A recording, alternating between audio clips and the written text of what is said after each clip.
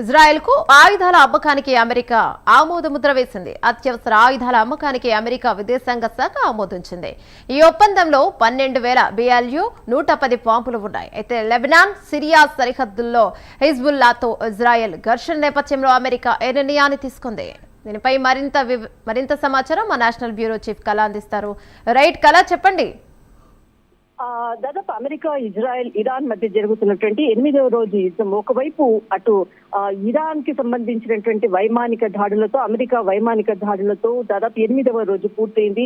చాలా కీలకమైనటువంటి ఇజ్రాయెల్ కి అమెరికా మధ్య చాలా కీలకమైనటువంటి వైట్ హౌస్ వేదికగా ఒక కీలకమైనటువంటి సమావేశం కూడా జరిగింది. ఇందులో దాదాపు ఇజ్రాయెల్ కి అమెరికా ఇటు ఆయుధాల కొనుగోలు, తర్వాత సైనిక సహాయం చేస్తూ దాదాపు $151.8 మిలియన్ ఆమోదం తెలుపుతూ సెనెట్ ఆమోదం తెలిపింది. దీన్ని ధృవీకరిస్తూ మార్కో రూబియో ఒక ట్వీట్ కూడా చేయడం జరిగింది.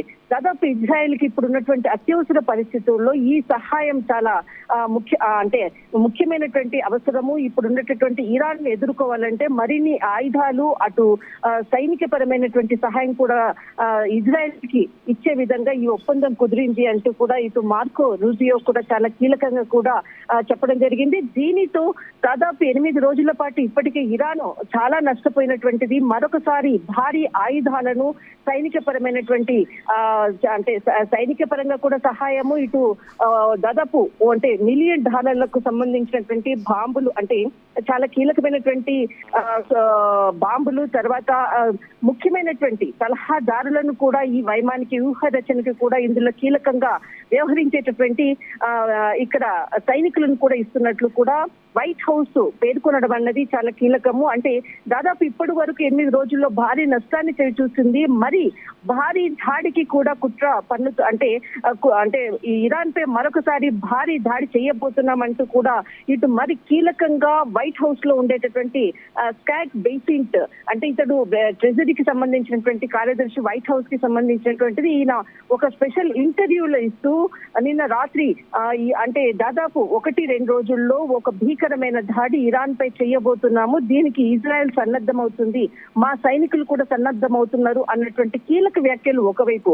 మరొక వైపు ఈ విధంగా అత్యవసర ప్యాకేజీలో దాదాపు BLU-11A ఏ తర్వాత ఏబి సాంప్రదాయపరమైనటువంటి బాంబులు, తర్వాత లాజిస్టిక్స్, మరి ఇతర సైనిక పరమైనటువంటి సహాయ సహకారాలు కూడా అందించే విధంగా ఈ ఒప్పందం కుదిరింది.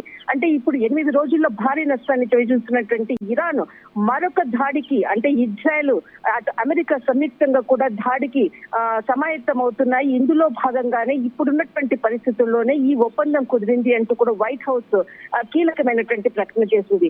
దీనితో 8 రోజుల్లో భారీ నష్టం తర్వాత మరి ఒక భారీ యుద్ధం కూడా జరగబోతుందా అన్నటువంటిది మాత్రము వైట్ హౌస్ చాలా కీలక ప్రకటన చేసినటువంటిది.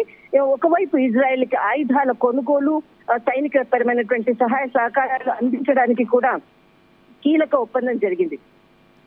థ్యాంక్ యూ కళ.